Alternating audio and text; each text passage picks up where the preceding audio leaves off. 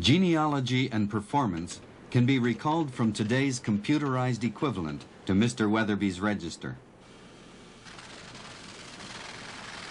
Genetics is a statistical science based on large populations. Most offspring will fall below the high quality of sire and dam by the normal process of genetic regression. But there are, on the other hand, surprises. Canadian-bred Northern Dancer was ignored as a yearling, but went on to become a champion and to pass on his genes to a string of champions amongst his progeny.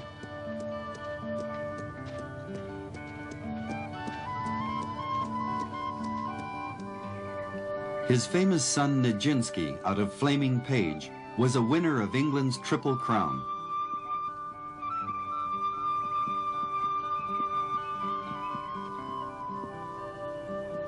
How closely can science predict the outcome of a particular mating?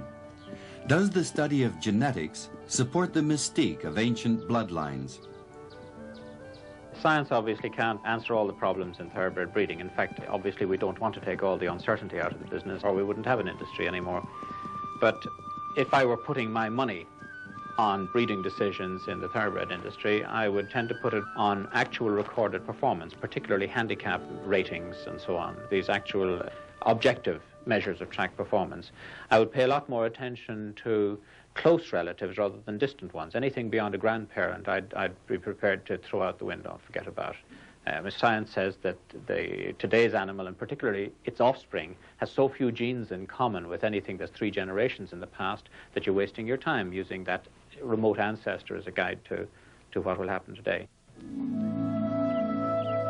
As the old saying goes, breed the best, to the best, and hope for the best.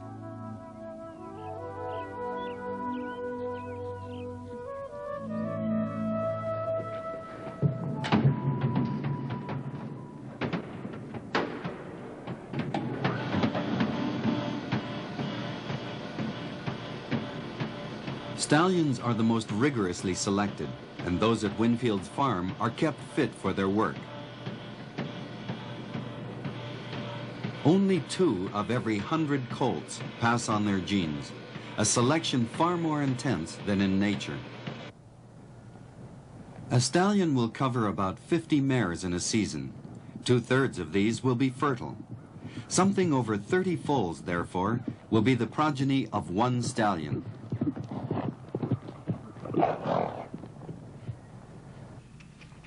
Readiness for breeding is determined by the mare's reaction to a stallion, a process known as teasing.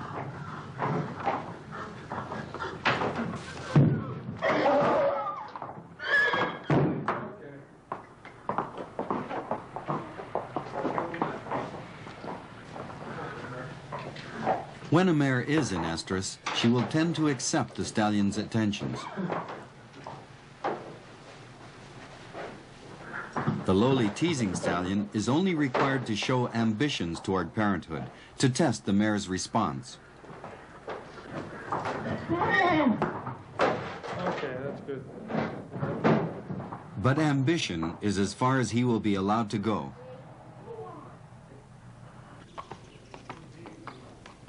When it's confirmed that a mare is in estrus, she is taken to the breeding shed, in this case at Calumet Farm in Kentucky. There, Aladar has been at stud since his famous battle with Affirmed for America's Triple Crown in 1978.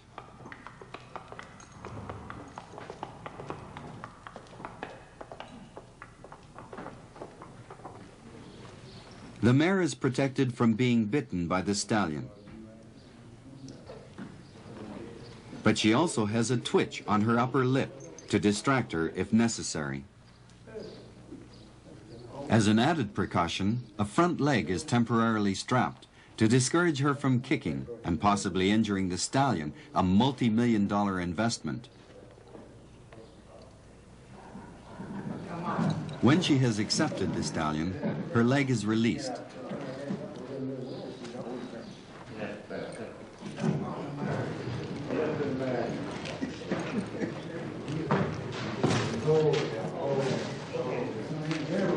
It is a strict rule in the industry that conception must be by natural means.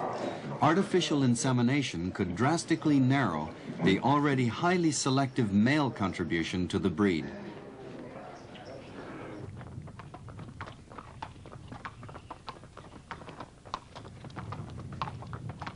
The gestation period of a foal is 11 months. The birth of a thoroughbred receives plenty of human attention to make the process as easy as possible for the mare.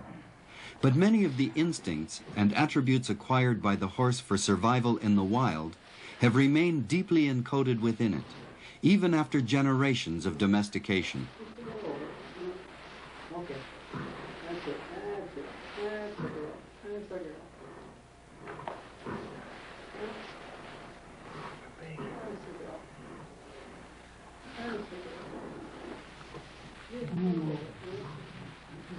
One more, and it's over.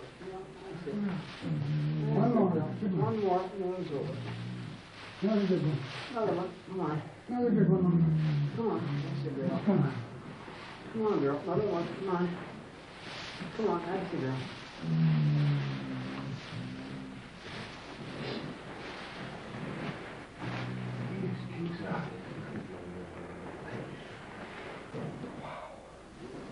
Yeah, that's all working.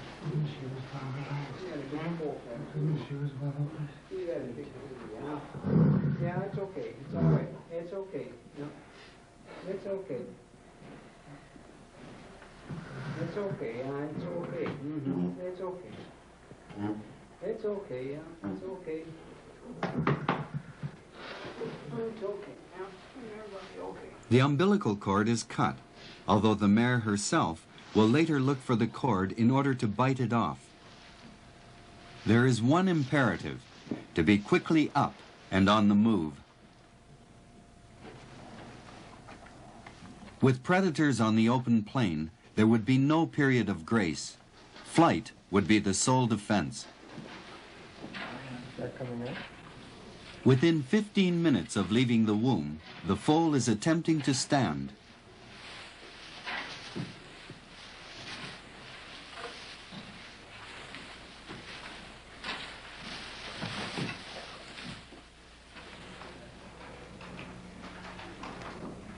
Within 25 minutes, it is on its feet as the mare seeks to cut the umbilical cord. Within 30 minutes, the foal is feeding.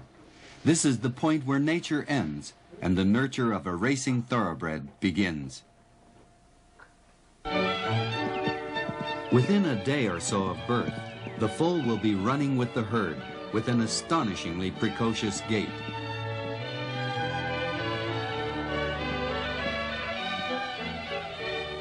There follows the serious business of play.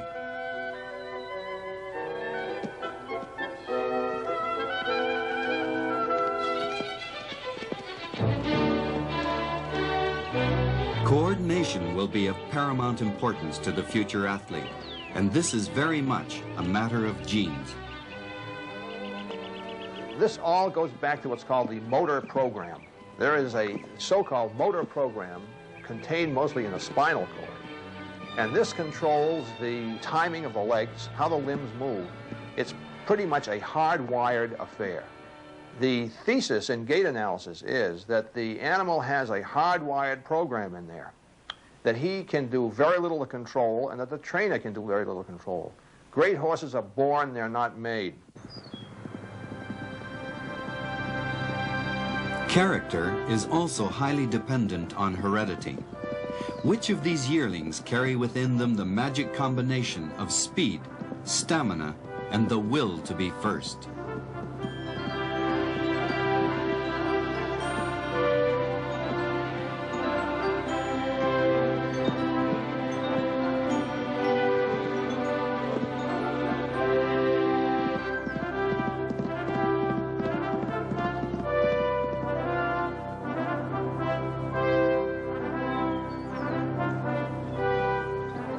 As the summer yearling sales approach, important judgments and choices will soon have to be made.